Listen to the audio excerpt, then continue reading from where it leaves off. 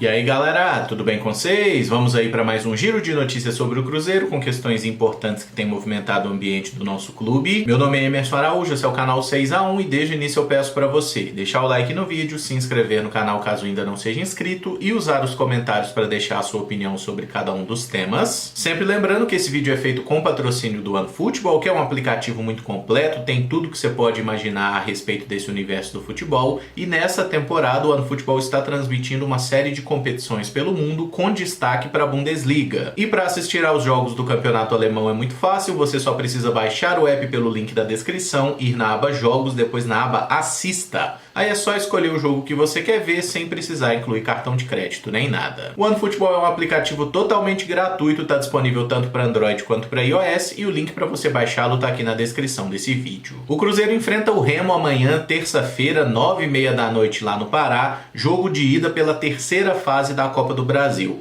Ao contrário das fases anteriores que foram decididas em jogo único, né? Essa tem ida e volta e não tem o critério do gol qualificado, gol fora de casa. A partida de volta vai ser no mês que vem no Mineirão, e o Remo é historicamente um adversário muito indigesto para o Cruzeiro, né? Tanto que as equipes se enfrentaram 11 vezes e a gente só ganhou uma partida, que foi lá em 1979. A gente ganhou esse jogo por 3-0. Mas 2 anos antes, com uma base remanescente do título da Libertadores e que chegou à final da Libertadores em 77, né? E que inclusive a gente perdeu roubado pro Boca, né? Que tem aquele episódio bizarro que na disputa por pênaltis o jogador do Boca chuta uma cobrança na trave, o Raul pula pro outro lado e a arbitragem manda voltar porque diz que o Raul se movimentou, né? Então assim, fomos roubados pra caralho, mas naquele ano de 77 que o Cruzeiro chegou numa final de Libertadores e poderia ter conquistado o bi, a gente perdeu por 4-0 pro Remo. E tendo em campo caras importantes ali, como Nelinho, como Joãozinho. Um outro episódio triste já na década de 90, o Cruzeiro toma uma sapatada de 5-1 do Remo em pleno Mineirão, né, no ano de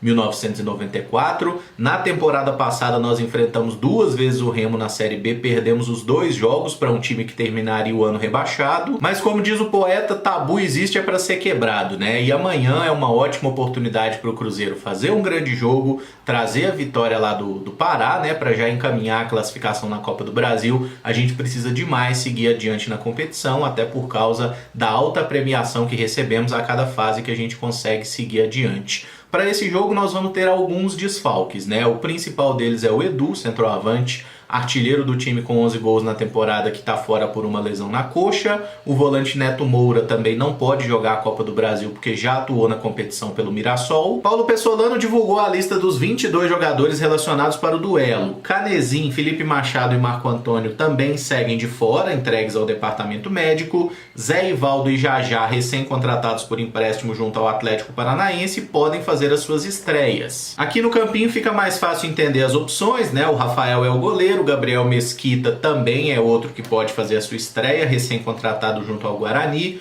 Para a zaga a gente tem Wagner, Zé Ivaldo e Oliveira, Rômulo e Giovani para lateral direita, Rafael Santos e Bidu para lateral esquerda. Ali no meio campo eu diria que para compor esse trio nós temos 6 opções: William Oliveira, Adriano Mitkov, Daniel, João Paulo e Pedro Castro. E são 6 atacantes de beirada ou centroavantes, né? Marcelinho, Josefer, Jajá, Vitor Leque, Vagninho e Rodolfo. Para o time titular restam algumas dúvidas, né? Quem vai ser o nosso centroavante na ausência do Edu? O Vitor Leque, o Vagninho ou o Rodolfo? É possível, inclusive, que os 3 sejam os titulares, né? Um centralizado e 2 pelas pontas. Mas não dá também pra gente descartar que o Daniel Júnior comece o jogo ali atuando na ponta esquerda, que o Paulo Pessolano já botou ele por ali várias vezes. O próprio Jajá, recém-contratado, também pode ser uma surpresa começar jogando pelos lados do campo. Eu acho que o mais provável é que a gente jogue com Rodolfo centralizado, até pelo aspecto físico, Vagninho e Vitor Leque pelas pontas, aí pode ser Daniel Júnior, pode ser Jajá. E falando no Rodolfo, ele concedeu uma entrevista coletiva na Toca da Raposa, disse que veio pro Cruzeiro para deixar o seu nome na história, que pode jogar em qualquer função de ataque que o treinador quiser e que está aprimorando a parte física com os ótimos profissionais que o clube tem. E nesse ponto da parte física eu gostei do jogador falar, porque quando o camarada tá parrudo, né, assim, visivelmente parecendo acima do peso,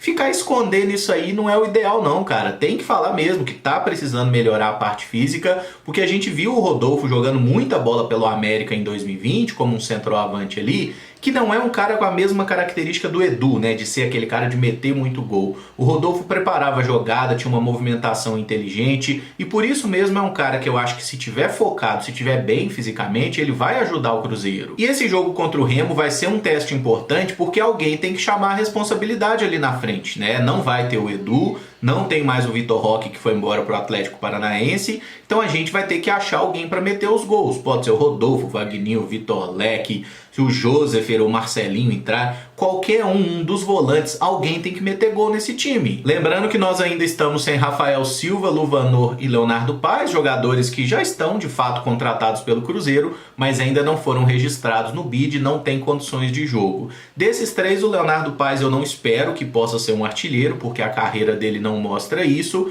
mas com relação ao Luvanor e o Rafael Silva, já meteram muito gol e são também opções de jogadores que podem chamar a responsabilidade durante a Série B. Alguém precisa dar certo. No meio-campo volta o João Paulo, né, recuperado aí depois de ficar de fora das duas últimas partidas, porque ele estava com um risco grande de lesão. O William Oliveira é o titular ali como primeiro volante, e aí a gente tem uma dúvida sobre quem será aí o terceiro elemento. Pode ser que o Mitkov receba outra oportunidade, né, ele que foi titular no jogo contra o Brusque. O Adriano também não pode ser descartado, ele entrou muito bem, foi o responsável por criar a jogada do nosso gol, inclusive. E tem o Pedro Castro, que é um jogador que em tese seria titular do time, mas eu acho que tá devendo um pouco até aqui, é um cara que precisa produzir mais. Na zaga a gente tá sem o Eduardo Brock, que foi expulso na partida contra o Tum Tum ali, já no final da partida, né, quando já tava 3-0, e aí as opções para formar a zaga ao lado do Lucas Oliveira são o Zé Ivaldo, que recentemente chegou emprestado do Atlético Paranaense, e o Wagner Leonardo, zagueiro que foi expulso naquele jogo contra o Bahia, né, na minha opinião, pelo menos expulso de forma muito injusta, e me parece mais razoável que o Wagner seja o titular nessa partida por dois motivos básicos. O primeiro é que é um zagueiro canhoto, assim como é o Eduardo Brock. O Zé Ivaldo já jogou pelo lado esquerdo da defesa, mas é um atleta que joga preferencialmente